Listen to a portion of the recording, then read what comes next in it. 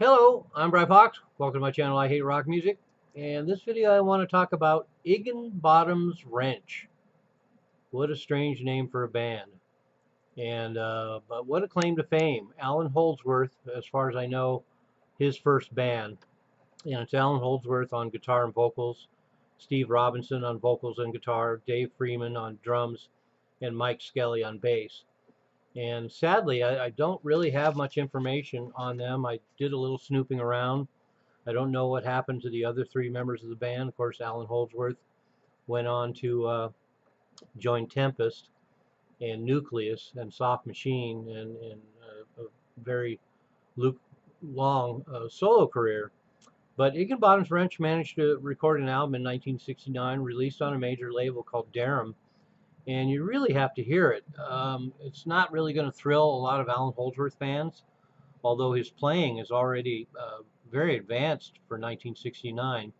But they're such an unusual band, they really don't sound like anyone else. And I know I say that pretty often, but a lot of these bands do not sound like anybody else. And Igginbottom'S Wrench are like that. There's a little bit of a prog influence, a little bit of a prog component to their sound. But in 1969, they still have one foot in psychedelia, and it's a very understated record with great interplay between the two guitar players and rather low-key, almost wispy vocals. But the tunes are really interesting. Um, there's a lot of wide open arrangements, a lot of improvisation, a lot of room for the two guitar players to stretch out, and it's just a wonderful record. I'll post it below for you to check out if you're an Allan Holdsworth fan and you haven't heard it. You need to check it out and find out what he was doing before he became famous. And for those of you who just like peculiar English bands, they're worth checking out. And for those who like late period psychedelia, they're worth checking out. And then if you just want to hear a band that doesn't sound like anybody else, and you want to hear something really awesome from 1969, then check them out.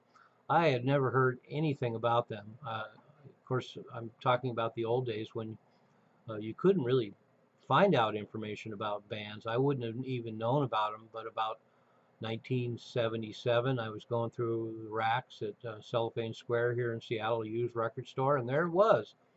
Um, Obviously, an import with a laminated cover. Took a good look at it, 1969 on Darum. Great cover, looked like a classic psychedelic British band on the cover with a picture of the band. And then I saw that Allan Holdsworth was playing on it. I was flabbergasted. And so I was kind of expecting maybe something like Bodast with early Steve Howe. But then I listened to Igginbottom'S Wrench, and it really has no relation to any other music I've heard from Allan Holdsworth. Um, so so anyway, I guess I can't really say much else about it because I did a pretty thorough search and I couldn't find out any more information about them. But they do exist. They got a peculiar name. They got this wonderful album on a major label, and there you have it. Dive in. I've got the link below as usual. I'm Brian Fox. Thanks for watching I Hate Rock Music.